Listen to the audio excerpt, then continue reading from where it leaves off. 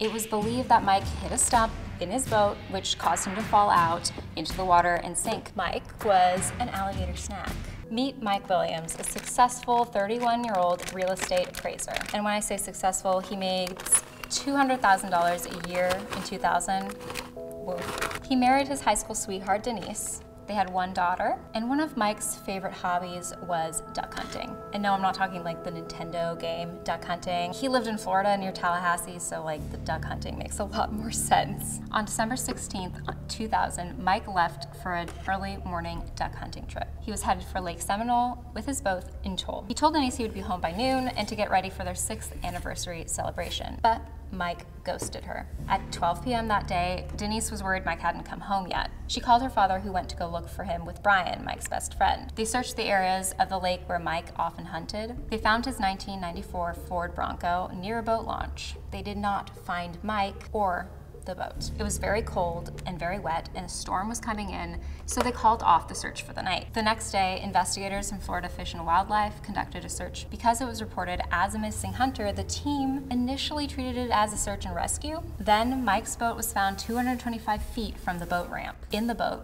investigators found Mike's pea shooter still in its case. The boat had a full tank of gas, no signs of Mike. It was believed that Mike hit a stump in his boat, which caused him to fall out into the water and sink. Two most popular theories: Mike was pulled under the water with the weight of his waders. Mike was an alligator snack. Only in Florida is this a reasonable theory for why someone disappears. However, the alligator allegation had a few holes. The day of Mike's disappearance was wickedly cold, and alligators don't typically eat when it's cold. Alligators may attack humans, but they don't eat them entirely. If Mike had been an alligator snack, there would have been leftovers. The search was called off in early February, and most said it could have been continued if Denise demanded so.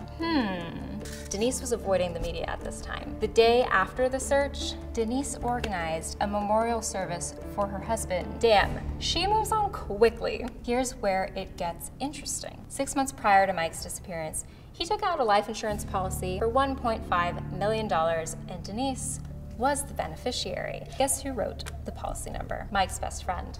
So isn't it a bit weird that Denise came to terms with her husband's passing before they even found the body?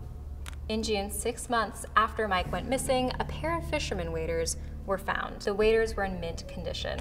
There were no signs of Mike's body or of an alligator attack. In the jacket pocket was a hunting license. It was Mike's. It was still legible and it was in great shape. 6 months later, using the newly discovered evidence in conjunction with the alligator theory, Denise petitioned to have Mike legally declared as deceased. In the state of Florida, you usually have to wait 4 years before making that call. Regardless, Denise's petition was granted. Do you know what that means? Denise gets all the insurance money, all 1.5 million of it. How convenient. So maybe this was all a setup to get her husband's money, but it gets better. 5 years after Mike's disappearance, Denise marries Brian, the guy who sold Mike his life insurance policy. Also his best friend. Holy white wedding cupcakes. Maybe Brian is the perpetrator since he was in on the insurance policy. Denise may have forgotten about her first husband, but Mike's mother, Cheryl, did not give up on her son. She hired a private search team to look for him. Denise tried and threatened Cheryl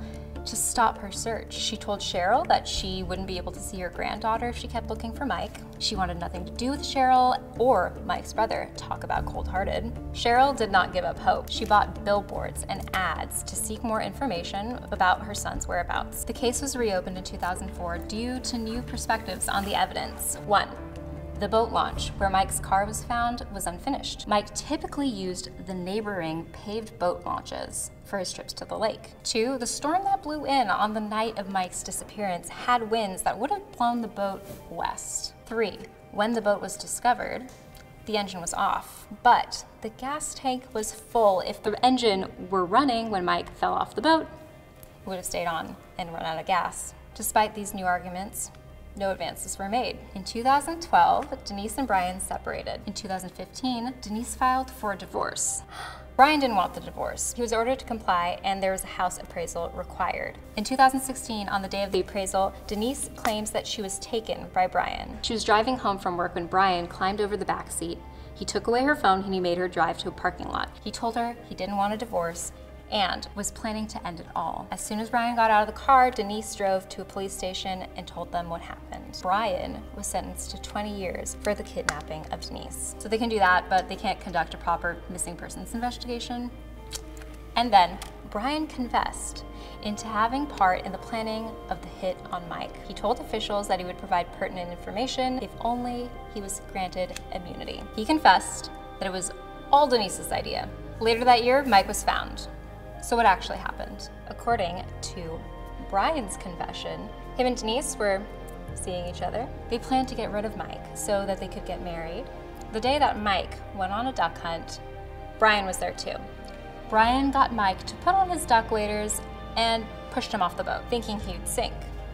Mike found his way to a tree stump, keeping himself above the water. Brian then fired at Mike, and then no more Mike. So I guess it wasn't the alligator after all. After the incident, Brian and Denise waited things out for a bit before deciding to get together. In fact, Brian was married at the beginning of the affair and divorced his first wife to be with Denise. When Denise decided to divorce Brian, he was scared she would tell everyone what happened to Mike. So he did what any scared man would do, and he kidnapped his own wife. After Mike was found and Brian's confession was pieced together, Denise was arrested and charged for the elimination of her first husband, Mike. She pled not guilty. Really? The court disagreed and found her guilty on all charges, and she was sentenced to life in prison. Doesn't this story make you want to get married and then remarried and then divorced and then kidnapped? Woo! From settling down with her high school boyfriend, having an adorable daughter, to conspiring with her husband's best friend on a $1.5 million plot and then marrying him? Denise had quite an interesting series of events, and all I have to say is I hope the money was worth it. You know what else is worth it?